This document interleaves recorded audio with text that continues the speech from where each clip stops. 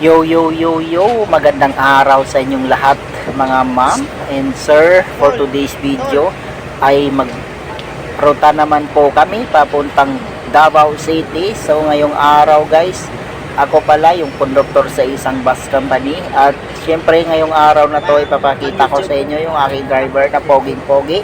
Ayan o, nakasmile pa at nakarayba ng puting-puti. So ngayon guys, dito na ako sa itaas ng bus, sa loob ng bus, at magsisingil po ako sa kanilang pamasahe. Okay, so habang nagta-travel tayo, nagsisingil tayo ng kanilang pamasahe. At dito naman po ako sa Digos, Davao. At yan, ay uupo ako dyan at kumakain ng oishi. Syempre nagugutom din tayo, hindi tayo immortal kasi napapagod din tayo habang hinihintay ko yung aking driver na kumakain.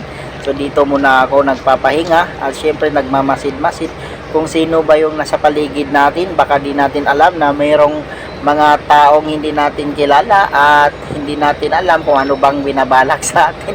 Syempre at ito na, gabing-gabi na tayong umuwi guys. Dito na po ako sa office namin at dito ako magre-remit sa koleksyon namin.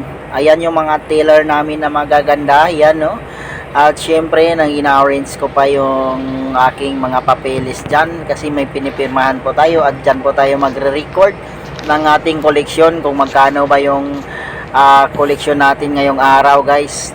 Napaka hirap din ang ganitong trabaho, pero syempre dahil tinatawag na kailangan po tayong sumikap para sa ating mga minamahal sa buhay.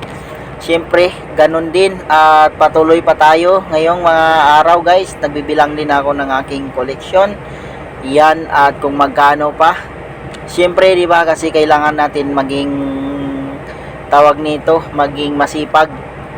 Di ba? So, ayan na guys. Yan na yung koleksyon ko.